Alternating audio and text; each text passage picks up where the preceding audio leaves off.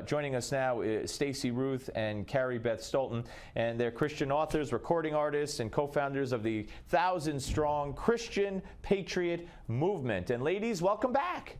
Thank you. Thank you so much. We're thrilled to be with you again. And I don't know, is Happy Mother's Day proper to either one of you? Not at this time. Okay, all right, well, there you go.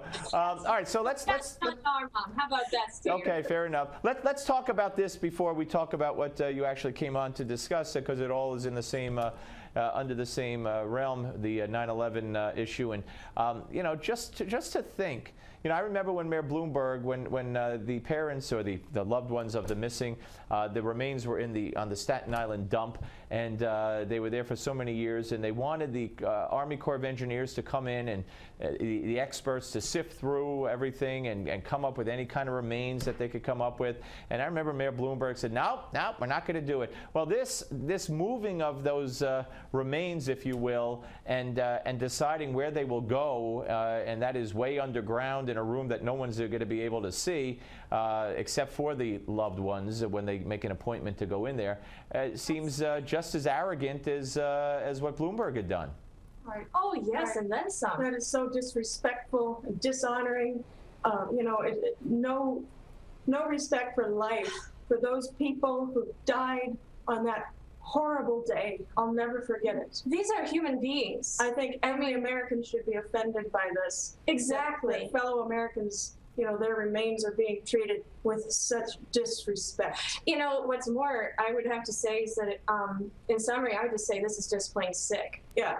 I mean, what we're looking at is a complete disregard for the dignity of the human person. And it also reflects yesteryear too much to me. What we're seeing is just a complete disregard for feelings of the families. And I hesitate to use the example, but you would expect this from another foreign country with strong problems, and not America. No. Come on. I mean, we have the Tomb of the Unknown Soldier. We can do so much better for these families. Exactly. Absolutely. All right, now let's talk about the cross and the effort. I've talked to people who are trying to get rid of this and trying to, you know, this is just so, the intolerance, and what we're talking about here is the steel cross, you know, that was found in the wreckage, the remnants of what was the Twin Towers, that steel beam that was in the shape of a cross that's become such an iconic figure, and to some, a figure of religious significance, absolutely. And of course, there are those, you know, who don't want it to be any part of any memorial at 9/11 because it's a cross. And to me, you know, you said plain sick in describing what they're doing here. To me, that's just, I don't see how any human being could feel that way. To me, that's just plain sick. I agree. I agree. You said it. It is. It's, you know, what right have they to remove a piece of history, for that matter? You know, at the very basic level. At that very basic level too. You know, and in addition to the fact how that the 9/11 cross brought comfort, hope, inspiration at one of the darkest times that our country has ever faced, at least the darkest time in my lifetime. Yes. And for a small faction to come up and say, hey, that offends us, you know, take it down. You know, that's wrong. I completely agree, obviously, with my sister. I mean, you don't write a book with another person unless you have some commonalities, and boy, do we ever have a lot. So, but you know, in our book, you know, it kind of, I hate to say it, but it kind of makes me think of the tactics of Nazi Germany, in which, for instance, in our book, we talked about how they excluded God in public life, hosted secular holidays scheduled to compete with Christian holy days, and tried to offer, frankly, just an alternative God of their own.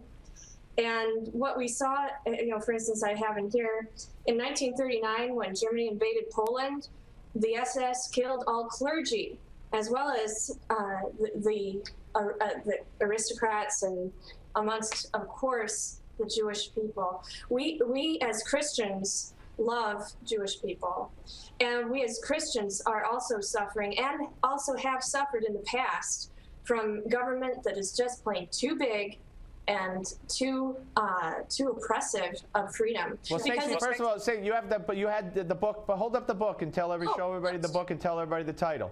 Well, thank you. It's Unite the USA, because we believe it's time to unite the USA to fight in a positive way for our freedoms, for our families, and for our faith. What is it, ladies, about, and Stacie, well said, what is it about the intolerance of the left? I mean, you know, and these specialty groups, as I call them, I'm not to diminish them necessarily, but I don't believe they represent, I don't believe these atheist groups represent the overwhelming majority of atheists, or the gay groups represent the overwhelming majority of gays. I don't believe Al Sharpton's National Action Network represents the majority of blacks. So what is it about some of these groups, not all of the aforementioned, but some of these groups that, you know, they demand total tolerance, or you're this or you're that, and you're a name, and you're a bad person, and you should lose your job, and you should lose your business, but they exhibit, for the most part, zero tolerance on the other point of view, like on the cross, or like respect for someone's views on traditional marriage.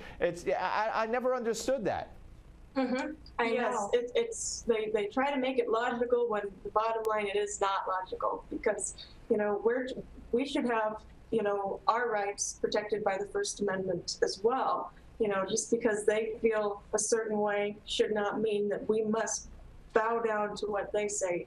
And, you know, we believe strongly in the right to, you know, free speech and religious liberty.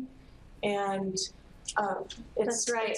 It's just, and you know, can't make sense of that point of view.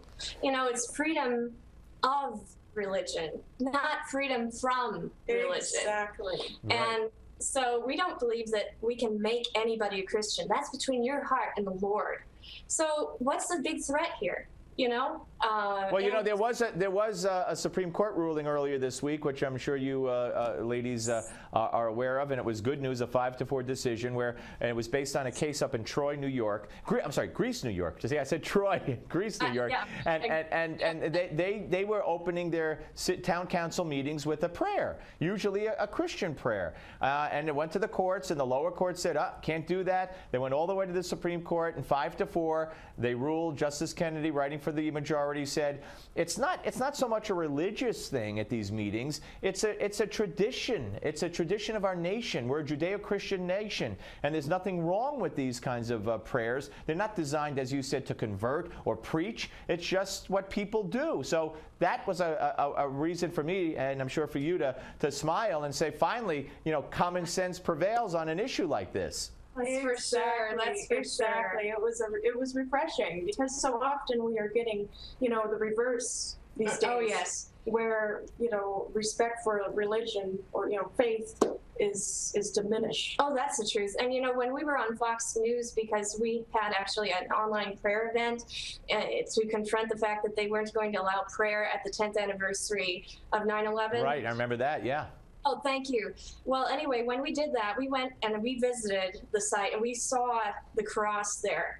And it's just absolutely unbelievable that they would want to basically change history. Yeah. That does not reflect well on their intellectual reasoning. Yeah, I don't think it's going to happen. Ladies, I'd be remiss if we have a minute left, less than a minute. Talk about, or tell people how they could get involved, find out more about the Christian Patriot Movement. Yes, there's actually online event on Facebook called I Stand With the Cross. Yes. And people from all over, it doesn't matter where you're from, your location, but we're urging people to join that online event to, you know, show that, yes, the American people believe that the cross, the 9/11 cross, must stand. Because we need to start loving God and our neighbor and really expressing things before we cannot. We must stand up and speak out now, or be silenced later. Stacie and Carrie, Beth, just great to talk to you. If I had another minute, I'd say sing me something. Oh, but I got 20 seconds. Go ahead, sing something. Sing goodbye to me. Oh, well, how can we do that another time? Would that be good? What's that? Could we do that another time? Yeah, another time, yes. Next time you come on. Fantastic. Okay. All right, ladies. Have a great Mother's Day, and thanks for coming on, and keep up the good fight. All right, folks, we're coming back with Gimme 5. It's Friday on the Steve Malzberg Show.